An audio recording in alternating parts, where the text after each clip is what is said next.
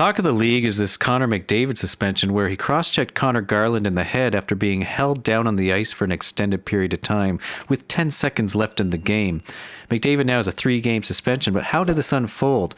Here's the breakdown in a nutshell. Connor Garland knocks the puck cleanly off McDavid's stick as he throws a shoulder check into him, knocking him backwards. At that point, immediately as he falls, Connor Garland grabs McDavid's arm, dragging him down to the ice with him. This is a 2-minute penalty in any league, but as McDavid struggles to get up, this is where it gets weird. Connor Garland pins his left arm under his body while straddling his right leg with both his legs, not allowing McDavid to move. This has got to be incredibly frustrating at this point, trying to win a game with 5 seconds left. So McDavid, struggling to get up, throws a punch in the back of Garland's head.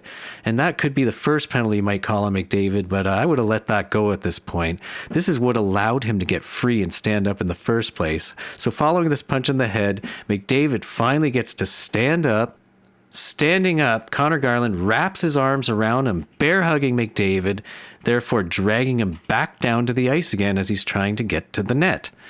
Now this has got to be just driving him nuts. McDavid, struggling to get up again, has Connor Garland put his arms over his head, his stick over his neck, and the other arm over his back, keeping McDavid's head forced down, not even allowing the man to stand up, at which point McDavid is losing it, and that's what you get.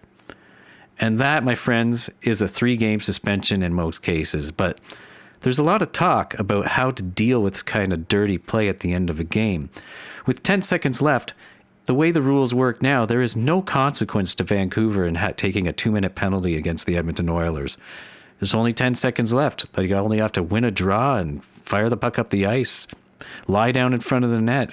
Anything, just stop a goal from going in for 5 or 10 seconds. One interesting suggestion I heard from some people on YouTube was adding 2 minutes to the game, or adding whatever amount of time needs to be added to the game to have a full power play available to the team that's been violated. This is a very interesting suggestion, and I almost agree with it, because obviously there would be a consequence to the team that's playing dirty in the last 5 seconds. They would have to play another 2 minutes shorthanded. The problem with that is it becomes arbitrary. Referees are inevitably going to make mistakes or make calls based on some kind of emotional connection to the game.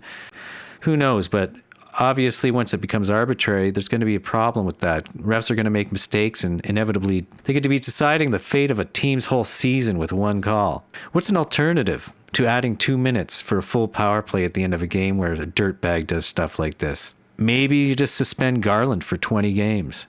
Imagine that. If playing like a douche got you a 20-game suspension, maybe it wouldn't be worth it. Anyway, either way, they got to do something about this kind of BS, because that is not hockey. And when the best player in the world can't even stand up because they're being bear hugged, it's time to take a look at that and make a change. That's all.